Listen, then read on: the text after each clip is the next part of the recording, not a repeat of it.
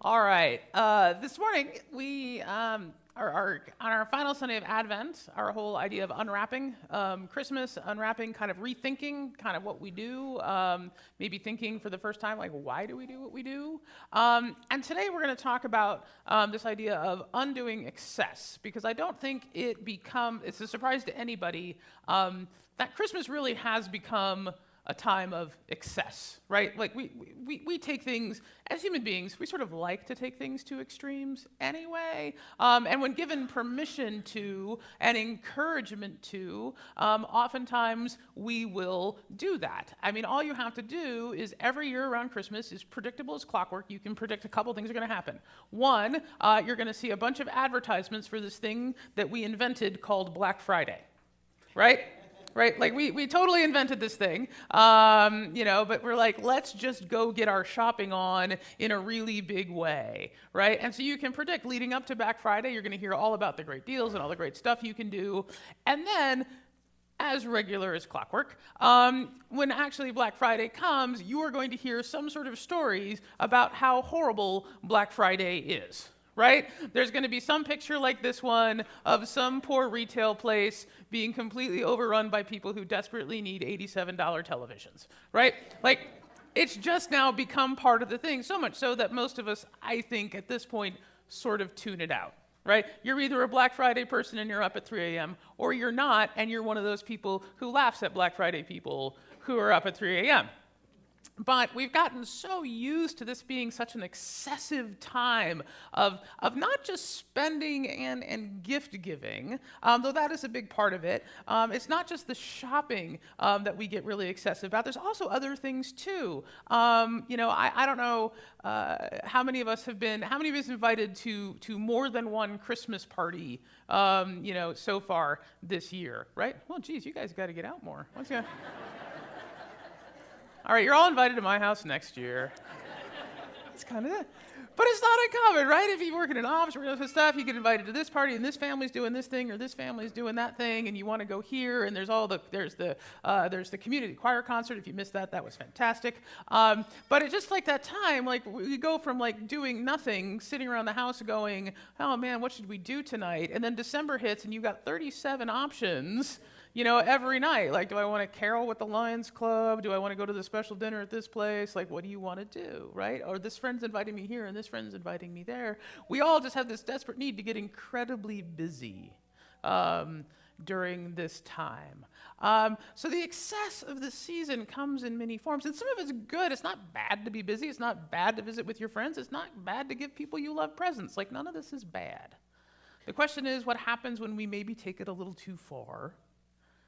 Or when we let all of that things that we feel like we need to do or have to do, all of that busyness, all of that stuff we have to buy, all that stuff we have to participate in, all those places we have to be, when it stops being about being with family, when it stops being about showing love, when it stops being about what it's supposed to be about, and just becomes this thing we have to do, then somewhere we've lost the thread of what this entire season is for.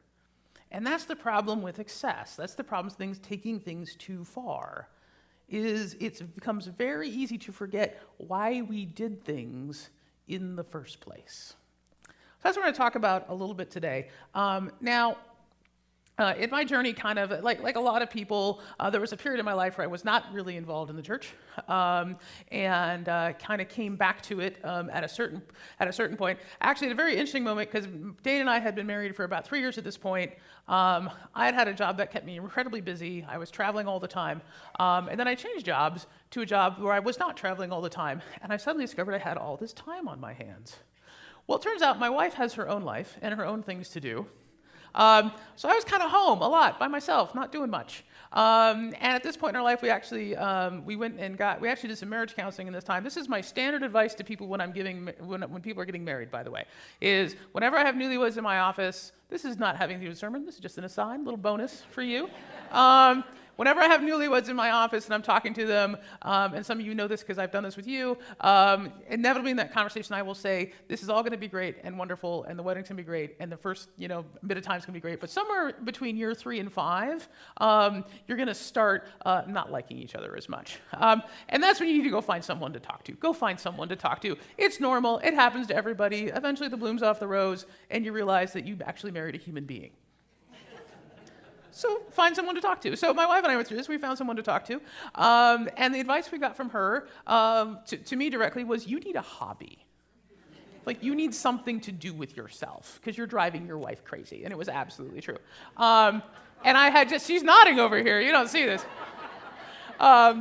And at this point, I had just kind of gotten back into the church, and so I started to poke around the church for something to do. And as it happens, that in this church, like a lot of churches, there was always plenty of room to volunteer in youth ministry. And I knew a little bit about youth ministry because I had been in youth ministry. I didn't know a lot about it. Wasn't sure it was something I wanted to do, but I said, sure. So I met with the youth ministry person, and I started to volunteer. And it was fun, and I learned very quickly that I have no gifts for youth ministry. That's why we have Van and Christy and why they're awesome. But one of the things that we did in youth ministry is the thing you have to be good at, that I'm not particularly good at. If you're going to be in youth ministry, you have to learn how to play games, right? They got to play random games with large groups of teenagers who would rather be staring at their screen. So you have to get somewhat inventive. Next slide, please. There you go. So this is actually a game called Pass the Fish. If you don't notice, that's actually a large fish that this young man is holding into his hand, and it's a relay race where you pass the fish as fast as you can. Don't play this game here. I don't know where Van and Christy went. Don't do it. But there was actually this other game that we had come across, and I'm not sure who found it or if we made it up or what the thing is, but the game was basically called Because I Can. And the way Because I Can works is the people who were the volunteers, the ones in charge, would kind of line up, and then we'd have this whole field. We had about 30 kids, and we would start to divide them as if we were preparing to play a game. So you're like, okay, we need all the girls over here and all the boys over here, right? And then one of the other youth volunteers would stand up and say, no, it's not supposed to be that way. They're supposed to line up tallest to shortest. Like, oh, okay. Never mind. Now line up tallest to shortest. And the secret is, there's no game. The secret is, the game is, the adults make them do this for as long as they will let them. And so we all just trade off putting them in different groups and different things. Like, well, actually, no, all the even-numbered birthdays over here and all the odd-numbered birthdays over here. Like, oh, okay. And then someone else would pop in. It's like, no, that's not how you play this game. This is how you do it. And so you basically go around until some number of the youth start to object, and somebody finally asks the question, why are we doing this? At which point you give them the answer, because I can, and then the game is over. Now you can't play it, sorry. I ruined it. So the goal is to see how long we can get this to go. The first time we did it with our kids, 35 minutes. We were running out of things to have them do. Like, all right, if your shoe size is bigger than 7, go over here. If it's less than 6, I mean, and we're like, and then finally somebody like, why are we doing this, right? Now, the greatest thing is we tried it again about 6 months later, and we got about 15 minutes in before they figured it out what we were doing. But that was the game. It was called Because I Can. Now, I bring that up for a reason. Because in the story that we're dealing with today, in this whole idea of Mary and Joseph having to travel and all this kind of stuff, it says right in the beginning that they're doing it because Emperor Augustus wanted to. And basically, Emperor Augustus is playing a giant game of Because I Can with everybody in what is then known as kind of like the known world. So the Roman Empire is the biggest thing going, and Emperor Augustus, if you don't know your Roman history, come on now, Emperor Augustus really is he's really the first true emperor of Rome. Before that, they kind of had people in charge, Julius Caesar, but he really was the first emperor. And he did a lot of things simply because he could, right? And this census that he wants to take is basically that. You know, it's one of him, he's sitting around going, I wonder if I could get everybody to do something. I wonder if I could get everybody to count everybody. Now, we take censuses in this country. It's been something we've done in the beginning. I think the Constitution says we have to, if I remember correctly. And we do it for reasons of basically, first and foremost, representation, right? You got to know how many people everybody gets. I know this is a person from Montana because as a person from Montana, we're always curious when we're going to actually hit that threshold where we actually get a second congressman. This close. Been this close for about 40 years. But that's why we do it. Well, obviously, Emperor Augustus, being an emperor, not so concerned, right, about representation. That's not his motivation for doing it. He's doing it for the other reason you do this. So you can tax people. Right. He wants to make sure that he's getting the right amount of taxes from all of the different places in the empire. The only way to know if you're getting the right amount of taxes, and the only way to set those quotas correctly is if you know how many people are there. Right? So he's basically getting all of these folks, he's getting all these people to move around and allow themselves to be counted so that they can then be taxed, right? So this is Emperor Augustus really, really acting, as he has for the last several years, as an emperor, right? He's in charge, he's in control, and he wants everybody to know that he's in control. The census actually comes a couple of years after, as best we can tell, the numbers are a little fuzzy at this time, but it comes about a couple years after he renamed one of the months of the year. August, right. We didn't have August before that. It was actually called, hold on, I looked this up. Previously, it was called, where did he go? Sextilis, which, wow. If I were a teenage boy, I'd be really, yeah. I mean, imagine how much fun you have in science class with Uranus. How much fun would you have? All right, but no, he renamed it, and he did it. Honestly, he did it because Julius Caesar had done it easier. That's where we get, a few years earlier, that's where we get July. So several decades before, Julius Caesar renamed one month to be July, and Augustus is like, well, I'm even better than Julius Caesar, so I'm going to take the month after Julius, and I'm going to rename it after myself, and we're going to call it August, right? So Augustus was in charge, and he wanted everybody to know that he was in charge, and he was in control, and he wanted everybody to know he was in control, and he was going to be the first emperor. He was going to be a real emperor. So we have, at the very beginning of the story, this thing that sort of sets this whole thing in motion where we end up with the manger scene that we know is somebody taking not only control, but let's be honest, excessive control, right? So we have an emperor, a Caesar, who is taking excessive control over everyone around him and forcing them to move here and there and all over the place because he can. And Joseph and Mary, being dutiful people of the day, choose to go along and do what they are asked to do. So that's why they're moving in the first place. Now, we sort of have an interesting view in our head about how all of this went down. And so, and this is the point, and I warned some of you, where I'm about to ruin Christmas for you, and I'm sorry. But the picture we have in our head of how a lot of this went down was actually kind of like this. Like they went to an inn, right? And there's this innkeeper, the poor innkeeper. Nobody wants to be the innkeeper in the Christmas play. Right? And so they knock at the door at the inn, and they're like, is there any room? And they're like, no, we're all full, but you can sleep with the sheep if you want to, right? And we sort of have this idea, somehow in Bethlehem there was like a Motel 6, and they forgot to leave the light on, Teenagers don't get that joke because I don't think those commercials are on the air anymore, but that's okay. I remember. And that's what we do. And we're upset because we expect, when you go to a place like this, that there's a certain level, of hospitality that you've come to expect. Now, when I was thinking about this, there was a story that flashed in my brain, and it was from those days when I used to travel all the time. And when I used to travel all the time, I basically lived, and I figured out very soon, when you travel all the time for work, you have to pick a brand of hotel, right? Because the more you stay at the same brand of hotel, the nicer they will be to you over time. Jim knows this. Other people know this, right? Like if you want them to be really nice to you, you just go and you just keep staying at the same brand of hotel, and preferably the same hotel, and they will just keep being nicer and nicer to you as you continue to give them their money, your money. Kind of amazing how that works. They're really not my money, my company's money. And so I had a contract for about a year, and I lived in a hotel in Fort Lee, New Jersey, which came up last week. And one weekend, instead of going home, Dane decided to come out to visit me. And I said, okay, I've been here on this side of the George Washington Bridge. Let's see what's on the other side of the George Washington Bridge, right? And so I'm like, well, so I'm like looking around. I'm like, and I had stayed at the Hilton brand. It's not an endorsement, but that's where I had stayed. So I'm looking for what are Hilton hotels in Manhattan that I can stay in with all of these points that they've given me, because I'm sure not spending my money on this. But if they want me to let me come stay for free, I'm more than happy to do that. And I'm looking around here, and wouldn't you know, at least at that time, and I think this is still true, the Waldorf Astoria is a Hilton brand hotel.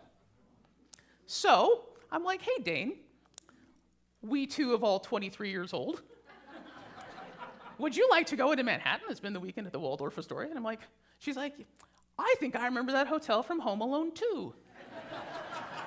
It looked nice. I'm like, it does look nice. And so we rolled up, so we're like, sure, let's go. And so she came, and I got off work, and we changed our clothes into something warm because it was like January or something, and very cold and wet and gross. So I put on like a warm sweater and a bunch of other stuff, and we got in a car, and we drove over to the Waldorf, which is a whole other universe of existence, right? Like, you don't just carry your bag in, by the way. Don't try, they won't let you. So we go there, and we get up to the desk, or we get up in the line for the desk, and there's all these check-in lines. It's this room right here, is where we were, all these check-in desks. And we're standing there, and there's a guy who's right there who's kind of helping people get to where they need to go. And we get up to the guy, and I'm looking around, and over in the corner, there's this other little kind of obvious check-in area that says, what does it say? Diamond. No, it said diamond. It said diamond. It said diamond something. Diamond registration or something like that. And I'm like, okay, and we're standing there, and to be honest, let me be very clear. Let's set the scenes for you. I'm standing there in a bright red hoodie that says Nintendo across it. My wife is dressed slightly better than I am, in jeans and not a great shirt, because I'm not working anymore, and I don't have to wear that tie. As you can see, I love wearing ties. I don't have to wear that tie they make me wear at work. And I'm like, I'm just going into the city to have fun. I had forgotten where I was going. So I'm in their bright red thing, blah, blah, blah. Dane's sitting right there. This guy is standing there, and I look over, and I said, hey. I said to the guy, like, what's the desk over there? He's like, well, sir. I got a sir. That was nice. He's like, well, sir, some of our guests are what is known as diamond members. And diamond members are allowed to check in over there. And so I go to my wallet, and I pull out my Hilton Diamond card. He's like, you mean like this? I don't think he actually responded. He was just kind of like, huh? And we just walked over. We're like, all right, I guess that's for us. And we walk, and there was actually, at this point, a very nice lady at the counter was like, can I help you? Like, yes, we're here to check in. And he's like, oh, so who's the diamond member? Like, well, that would be me. She's like, hold a meter change. She's like, oh, okay. Great. And then they checked us in and all that. She went on to tell us that sometimes apparently children of other people come in and they try to use their parents' card or whatever. But it was this really interesting experience. And by the way, the hotel was great and it was fine. But I think we kind of have this picture, and I tell that story, one, because it's fun, and I don't think I've told it yet. But two, is I think that's, in a way, kind of how we experience this idea of what it must have been like for Jesus at the end, right? Like, that somehow there wasn't any room for him. People were, like, being snotty, that they were not seen as, all that great, and all that. Now, the problem is that that's a great story, and we like that story. And we like the grumpy innkeeper, and we like the sorry there's no room, and oh, poor is us. Problem is, it's not true.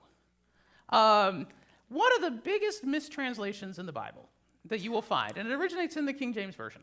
In the King James Version, they translate a word in Greek, and they translate the word as in.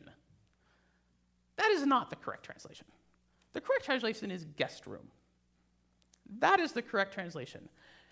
for what that is. Because truthfully, at this point in time, people kept their animals very close to them because their animals were all the wealth they have. Like, they don't have banks, right? Like, your wealth is in your animals. Well, like, you keep them very close. So most of the dwellings of this time would have had a layout similar to this, where the animals were all kept on the bottom floor and the people all stayed on the next floor up.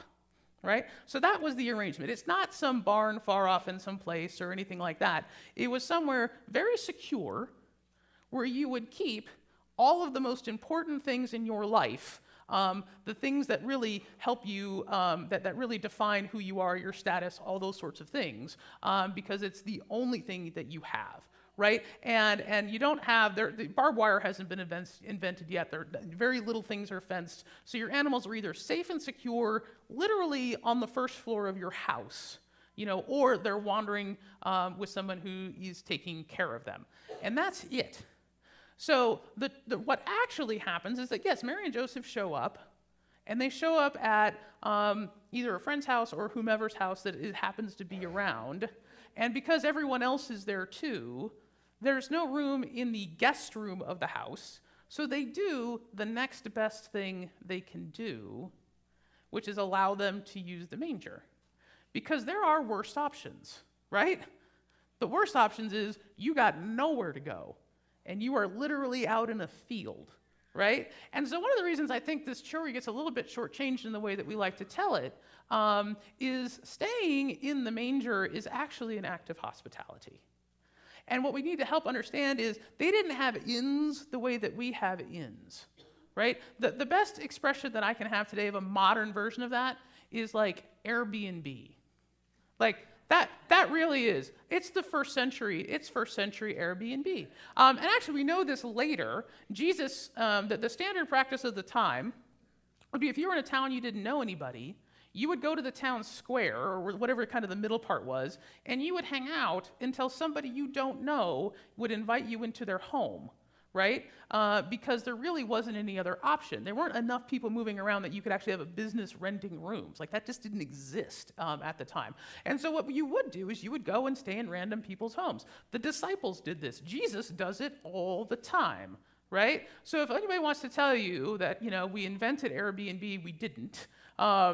It was invented more than 2,000 years ago, and it was Jesus' primary way of staying places. And actually, it's funny, because the air in Airbnb is actually air mattress, right? Like, that was the original intention, is that you would go on a website and you would rent an air mattress in somebody's house, for much less than you could do a hotel room. Well, air mattress in some random room, manger, bale of hay. It's all about the same, right? Sometimes I think we build up in our head kind of what things are supposed to look like, that we miss what's going on in the moment, right? This isn't about, this isn't hospitality taken to the excessive level. This is hospitality as practiced every day and very genuinely. Now, many of you know, because there was a Sunday a couple of weeks ago that I was not here because Wyoming tried to kill us. I actually took a screenshot of it. I don't know why at the time I did, but this was like the Wyoming I-25 map that we were supposed to be traveling down. And obviously we didn't make it, as some of you probably noticed. Instead, what we did is we basically got as far as we possibly could, which was to Sheridan, Wyoming. And thankfully, I have some friends. He's the pastor of the church there in Sheridan, Wyoming. And we called him and said, I think we're going to get stuck at you. About 24 hours notice. Do you have some room for us? And he was like, absolutely. Sure thing. They had just gotten rid of a bunch of family guests. They're like, but come on down. So we went down to their place. They live in a parsonage, similar to we live in a parsonage. And my wife and I there was room at the guest room, so my wife and I had a little guest room downstairs. Vivian bunked in with their daughter. Gavin crashed out on the couch. And after a good solid day of fighting roads that no one ought to have been traveling on, let alone us, it was one of the best night's sleeps I've gotten in a while. And it was probably better than any hotel I would have visited that night. We build up this thing in our head about what this time of year is supposed to be like.